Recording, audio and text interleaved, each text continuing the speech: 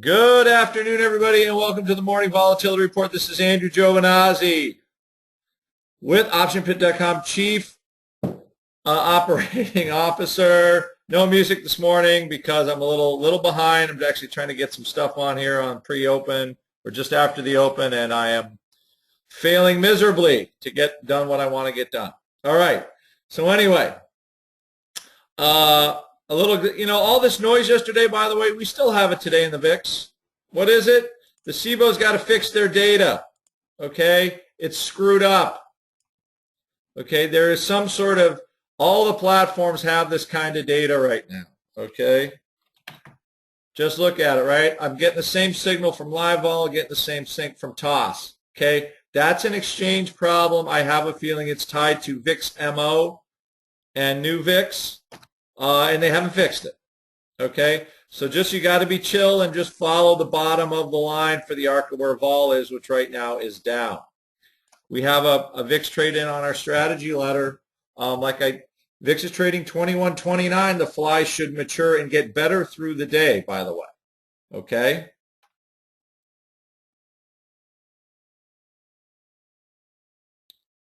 So what do we have? So we've got a tale of a couple of things. I know. So we've got a D's future here at 2043, still discounting the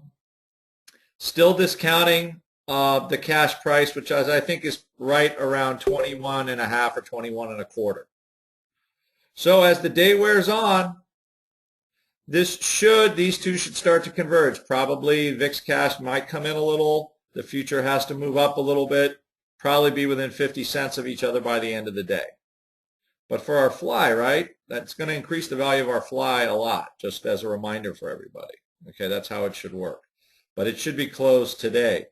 Now, what's happening with vol? In my mind, this is 1998 all over again. One of my smarter past clients, who was a huge fund manager, that Russian destabilization, let's just look at what really got hit, right, or is getting hit.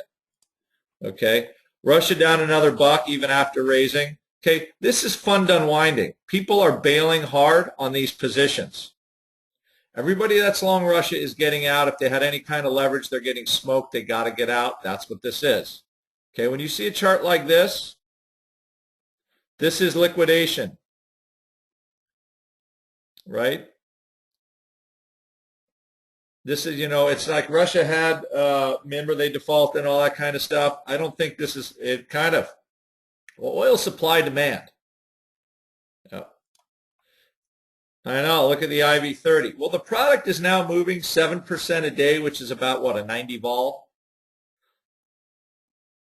Okay, I still think gamma short-term pays in this product. I know you're not going to believe it, but I think it still does, right? Because when who's ever doing the unwinding, all these funds, eventually they're going to stop. Okay, and all of a sudden the sellers are gone. Okay, when is that going to happen? I don't know. I don't think it shakes out this week, but it's going to be a while. All right, so positioning for gamma, just look at the TLT. Now let's look at the rest of where this oil shock is shaking. The high yield bond market looks a lot like this, right? Getting smoked, liquidations, or, having to meet margin calls, all that kind of stuff. They got to raise money, right? This is like, whoopsie, this was a big surprise.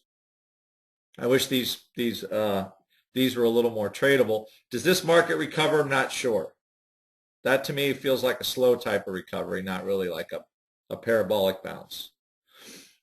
So as far as, we've got a 20 VIX or 21 VIX, which is still forecasting a lot of movement, and we've got some intraday noise. We have, I think, liquidity is sort of drying up in some places, right? But the SPX is only down 4 points. Okay.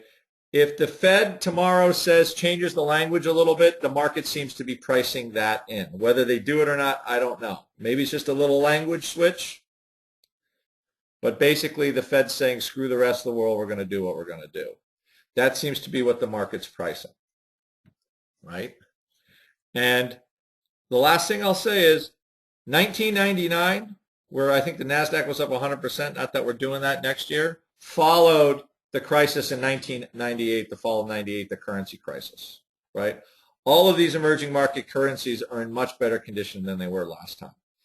We also had something similar in the, winter of 2014. Remember February, January, February, right? And everything kind of just, you have to take all the stuff and say, when people stop selling, what happens, right? Here's where we were. It spent the whole rest of the year rallying, and all of a sudden oil's destabilizing this market, and this is kind of where we were. Okay? This drop is much more serious. Okay? Meaning people are having to bail in mass. Right? That's essentially what the subject of the blog was last night. Okay?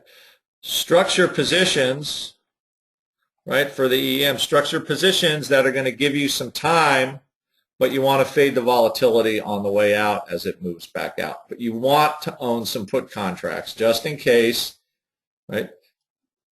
If this is a continuation of people bailing, this can get worse before it can get better. Just because you're settled for a little while doesn't mean it can't be worse tomorrow.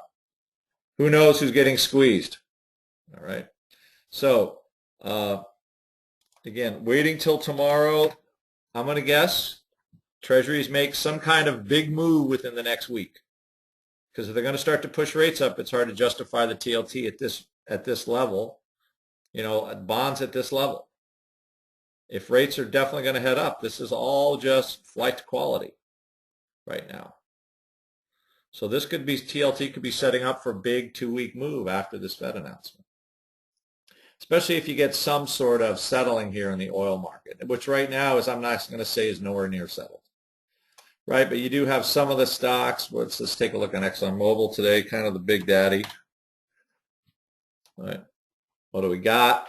All right, doesn't mean it can't go lower, but it ain't going lower right now with Russia. So you've got kind of the emerging market thing and basically the big oil exploration drilling companies somewhat holding up here. Doesn't mean they can't pound them, but they're somewhat holding up. So like I said, now let's look one last thing at SPY. So my thought is, this is showing VIX to me signaling high realized vol. Okay, because it's not showing current vol. We could bounce hard if we bounce or we fall off the face of the earth on more liquidation. Right? You feel like there's only really 2 ways to go. It's hard for things just to sit around here with the vol this high. It just doesn't normally happen. All right, so that's what we got. We'll look at that in our chat today. We discussed some positions all yesterday that are looking okay today. And I will see the rest of you here in a few minutes. All right, that's the hard thing. You just can't sell vol right now as much as you want to. All right? Because you never know what lurks around the corner. Okay, adios.